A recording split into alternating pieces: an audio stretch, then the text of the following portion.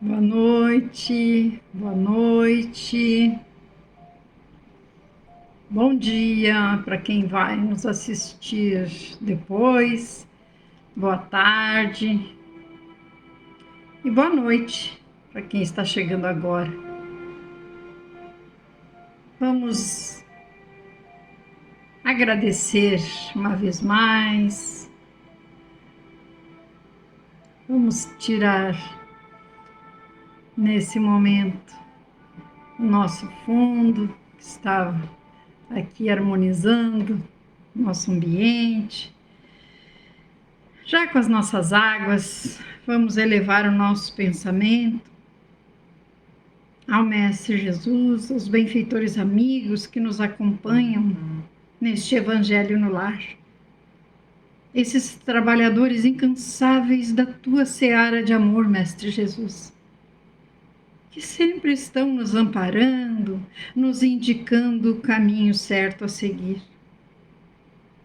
Mestre amado, te pedimos que seja colocado nas nossas águas um medicamento invisível para aliviar, acalmar as nossas dores, ou, se for do nosso merecimento, quem sabe a cura para aquele probleminha que muitas vezes não encontramos solução. Abençoa-nos a todos, encarnados e desencarnados, e te pedimos licença para darmos início em mais um Evangelho no Lar. E te convidamos, assim como a todos esses benfeitores amigos, que fiquem conosco. Que assim seja. Hoje nós vamos ler o capítulo 3, do item 13 em diante. O item 13 do capítulo 3, que fala mundos de expiações e de provas. E como sempre fazemos, do livro Vivendo o Evangelho, uma psicografia de Antônio Badui Filho pelo Espírito André Luiz, com relação a esses itens, diz assim: não convém. Você diz que é difícil viver na terra. Lida com a fome e se entristece. Observa a nudez e lamenta.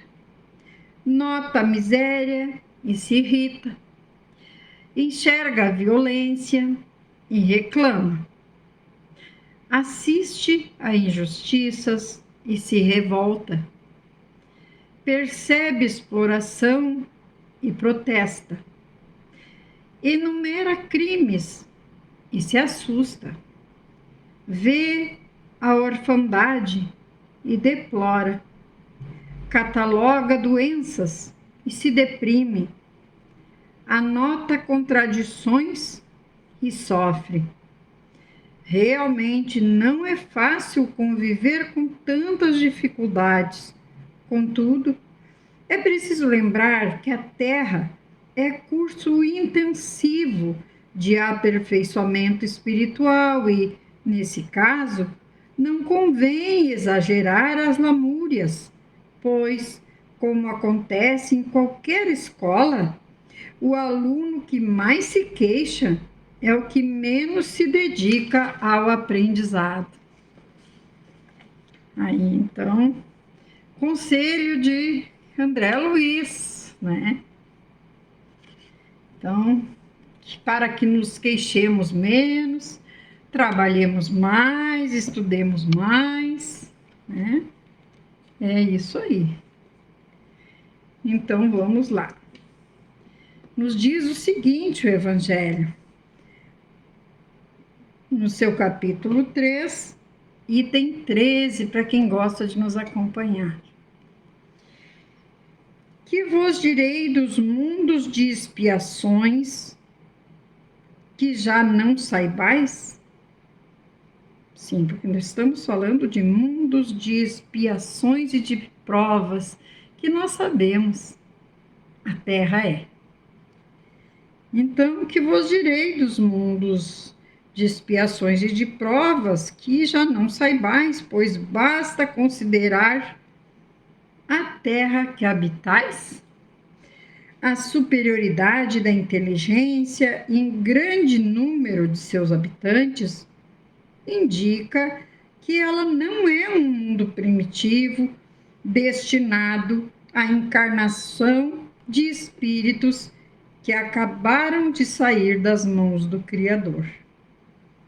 As qualidades inatas que eles trazem consigo são a prova de que já viveram e realizaram um certo progresso. Mas os numerosos vícios aos quais são inclinados também são o índice de uma grande imperfeição moral. Por isso, Deus os colocou sobre uma terra ingrata para aí expiarem suas faltas através de trabalhos penosos e de misérias da vida, até que mereçam ir para um mundo mais feliz.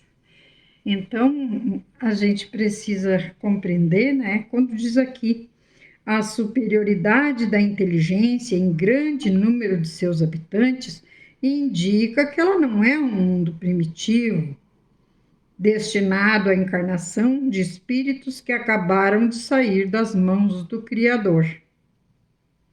As qualidades inatas que eles trazem consigo são a prova de que já viveram e realizaram certo progresso. Por quê? Porque nos diz o Livro dos Espíritos que o Pai criou a todos simples e ignorantes, não é? Tranquilamente. Então, se já temos uma certa inteligência, qualidades, defeitos, pendemos para o lado errado, é porque nós já temos uma certa caminhada. Né? E aí, o que acontece? Pelos nossos vícios, viemos parar na Terra, um mundo de provas e de expiações, não é? Para que aqui a gente expie as nossas faltas, não é? Até que a gente mereça passar para um mundo mais feliz, para um mundo melhor. No entanto, nem todos os espíritos encarnados na Terra encontram-se em expiação. As raças denominadas selvagens são constituídas de espíritos apenas saídos da infância e que estão, por assim dizer, educando-se e desenvolvendo-se ao contato de espíritos mais evoluídos. Ou seja, eles vêm para aprender com os outros, né? Eles estão na infância ainda. Vêm a seguir as raças semicivilizadas, formadas por esses mesmos espíritos em progresso. Então, é como se estivéssemos na escola. Cada ano vamos passando. São as raças indígenas da Terra que se desenvolveram pouco a pouco em longos períodos seculares. Algumas alcançar a perfeição intelectual dos povos mais esclarecidos. Então, quer dizer, quando diz aqui, vem a seguir as raças semicivilizadas formadas por esses mesmos espíritos, aqueles que o Evangelho nos falou que estavam saindo da infância. Aqui eles já estão um pouquinho mais adiantados, né? Como se fôssemos o prézinho, a primeira série. Então, lá estavam no prézinho, na infância, né? Aqui, já na primeira série. E diz assim, formado por esses mesmos espíritos, só que um pouquinho mais evoluídos. Aí, conclui, são as raças indígenas da Terra, que se desenvolveram pouco a pouco em longos períodos seculares, conseguindo algumas dessas, né, raças indígenas alcançar a perfeição intelectual dos povos mais esclarecidos. Basta nós percebermos que hoje tem muitos índios formados na faculdade, ocupando cargos no alto escalão, inclusive no governo, né? Então a gente precisa pensar por esse lado. Os espíritos aí em expiação são, se assim se pode exprimir, como que estrangeiros. Já viveram em outros mundos dos quais foram excluídos em consequência de sua obstinação no mal e por serem motivo de perturbações para os bons. Foram relegados por um tempo a conviver entre espíritos mais atrasados e têm por missão fazê-los avançar, pois levaram consigo a inteligência desenvolvida e o germe dos conhecimentos adquiridos. Por isso encontram-se espíritos punidos entre as raças mais inteligentes. São para essas também que as misérias da vida têm maior amargura, por terem maior sensibilidade e serem mais afligidas pelo pesar do que as raças primitivas, cujo senso moral é mais obtuso. Então, se eu já vivi num mundo mais feliz, eu aqui me sinto meio que um peixe fora d'água. Embora eu não o saiba, eu tenho aquele sentimento. Como diz assim, né?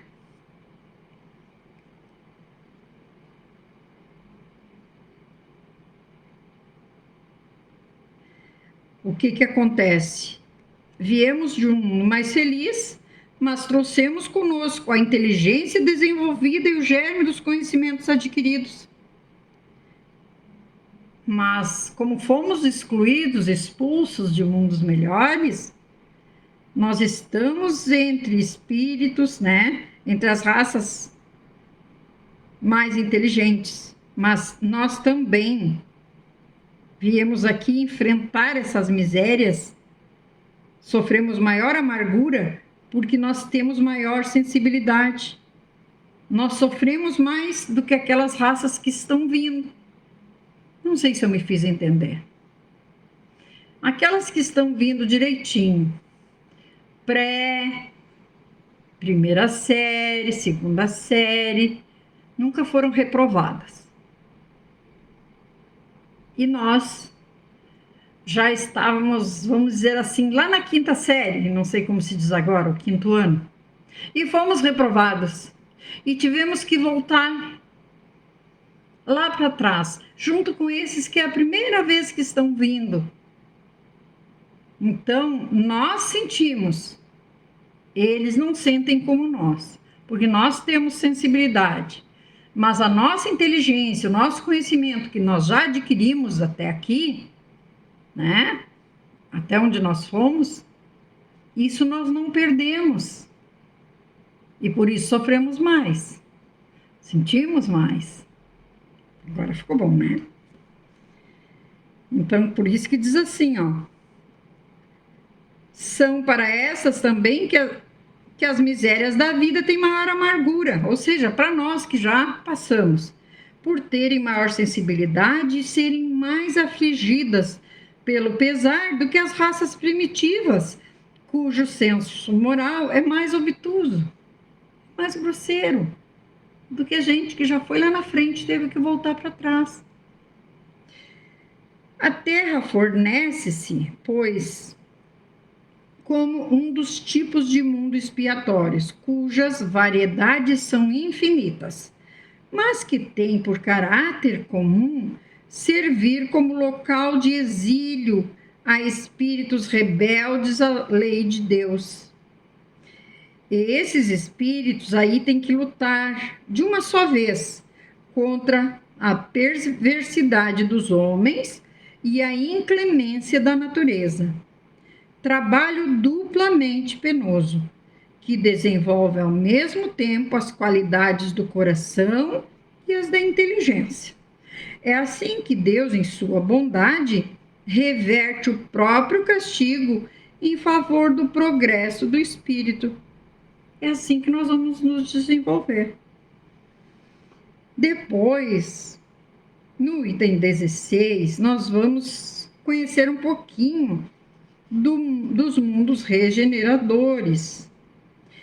Entre estas estrelas que cintilam na abóboda azulada, quantos mundos há como vosso, designados pelo Senhor para expiação e a prova? Mas há também os mais felizes e os melhores. Nós vamos para o regenerador, a Terra vai passar para o mundo de regeneração. E se Deus permitir, lá estaremos nós. Vamos passar nessa prova.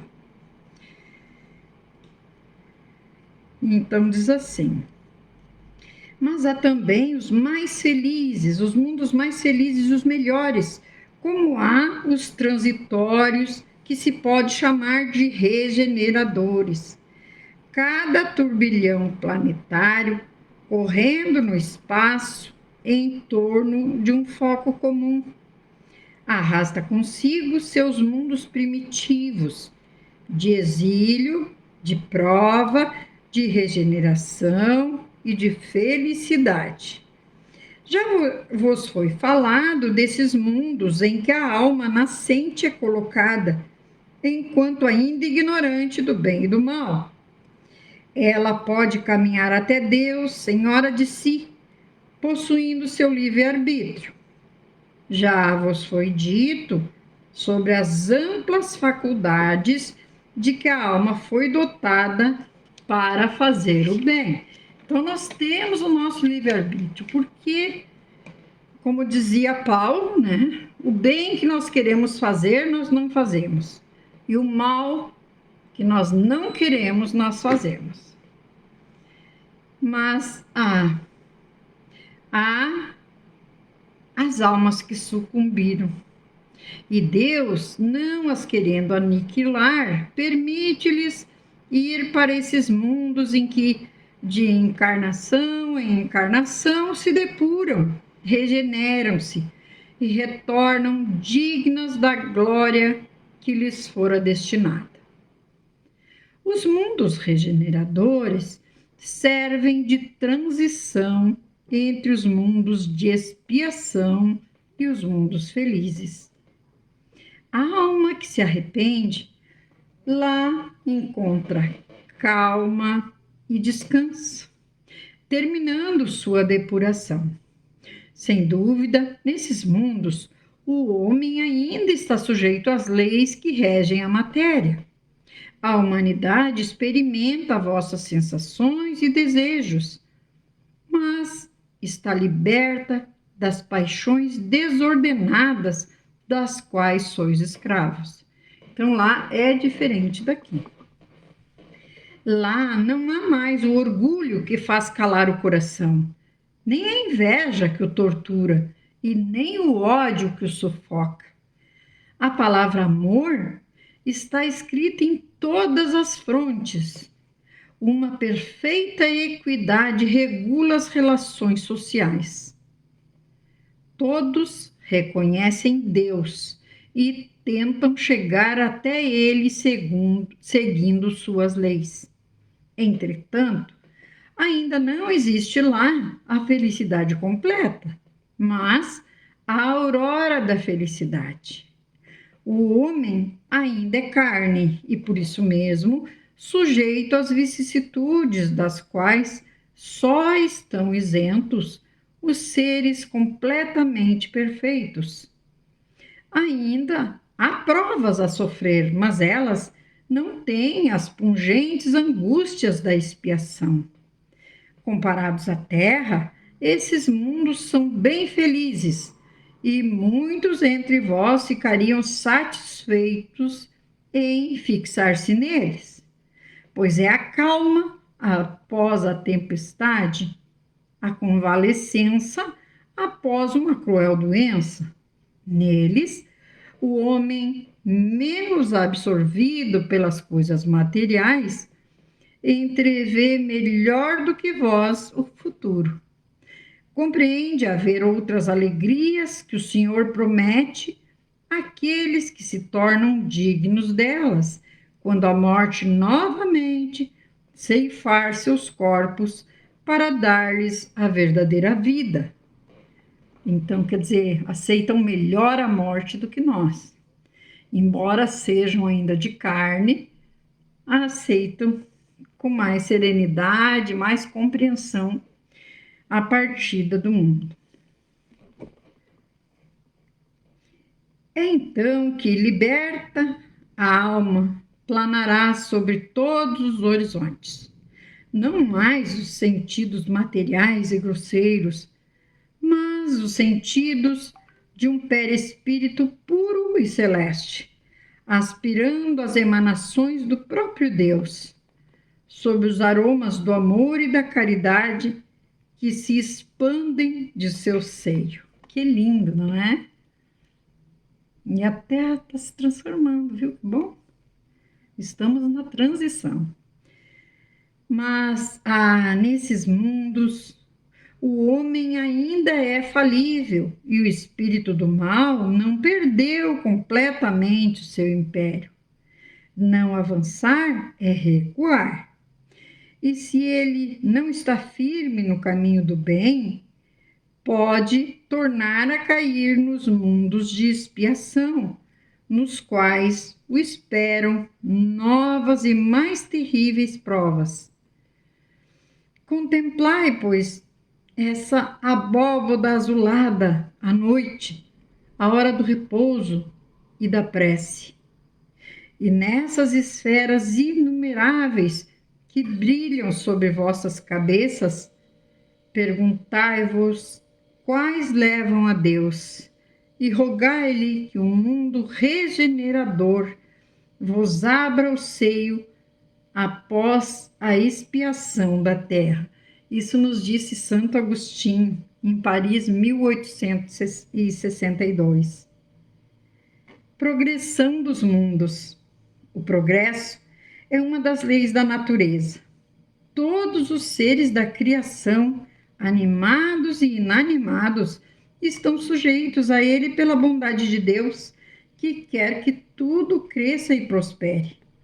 A própria destruição, que parece aos homens o termo das coisas, né, o final de tudo, não é senão um meio de se chegar, pela transformação, a um mundo mais perfeito. Tudo morre para renascer, e coisa alguma retorna ao nada. Ao mesmo tempo que os seres vivos progridem moralmente, os mundos que eles habitam progridem materialmente. Então, quer dizer, nós progredimos moralmente e os mundos que nós habitamos progridem materialmente. Quem pudesse acompanhar um mundo em suas diversas fases, desde o instante em que se aglomeraram os primeiros átomos que serviram para constituí-lo, vê-lo-ia percorrer uma escala incessantemente progressiva, mas através de degraus insensíveis a cada geração, até oferecer a seus habitantes uma morada mais agradável, à medida que eles próprios avançam no caminho do progresso. Assim, caminham paralelamente o progresso do homem, o dos animais, seus auxiliares, dos vegetais e da habitação, pois nada é estacionário na natureza. Quanto essa ideia é grande e digna da majestade do Criador, e quanto, ao contrário, é pequena e indigna de sua potência, a que concentra sua solicitude, sua providência, no imperceptível grão de areia que é a terra. Ideia que restringe a humanidade a alguns homens que a habitam. A terra, seguindo essa lei, esteve material e moralmente num estado inferior ao de hoje e atingirá, sob esse duplo aspecto, um degrau mais avançado. Ela chegou a um de seus períodos de transformação em que, de mundo expiatório, vai tornar-se mundo regenerador. Então, os homens serão felizes, porque a lei de Deus aí reinará. Isso também nos disse Santo Agostinho, em Paris, 1862. Que possamos nos ver nesse mundo de regeneração, que é a própria Terra, passando por esse estágio evolutivo. E todo aquele que quiser se melhorar, fazendo a reforma íntima, deixando o orgulho, o egoísmo de lado, praticando a caridade, né? Não é? Porque sabemos que fora da caridade não há salvação, não é fora da igreja, não é fora daqui e dali, não, é fora da caridade, porque a lei de amor e caridade foi o que Jesus nos ensinou, foi o que Jesus nos deixou como exemplo. Então nós precisamos colocar em prática os ensinamentos do Mestre para sermos merecedores de irmos para esse mundo de regeneração, não é mesmo?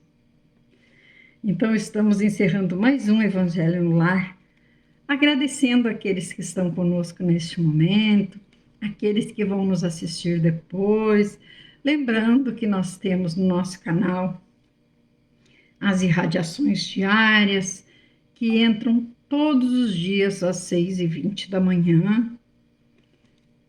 Temos o Evangelho híbrido nas quartas-feiras, das 15 às 15h30. É só deixar o número do telefone que eu adiciono ali no Messenger. Temos o atendimento fraterno também pelo Messenger, tá bom? Então, vamos agradecendo a Jesus por mais esse momento, aos nossos mentores amigos, nossos anjos de guarda, pedindo que nos acompanhem em mais uma semana de trabalhos, de estudos. Mestre amado, cuida de cada um e abençoa conforme a necessidade, conforme o merecimento, nós sabemos. Mas também sabemos da tua infinita misericórdia e da misericórdia do Pai, que não nos deixa de lado quando falhamos. Pelo contrário, o amparo sempre vem para nos levar para o caminho certo novamente. Mestre Jesus, que a tua luz vá iluminando cada ambiente que nos recebe nesse momento, cada mente e cada coração, levando o alívio necessário para quem se encontra em aflição, para quem acha que o seu problema não tem mais solução. Ah, Mestre Jesus, é porque ainda não conhece o teu poder. Que possamos, Mestre amado, orar, esperar, confiar, porque o teu amparo virá, hoje e sempre. Que assim seja. Fica conosco, Mestre amado. Nos acompanha na jornada terrena. Que assim seja. Um beijo no coração. Até o próximo domingo, se Jesus permitir.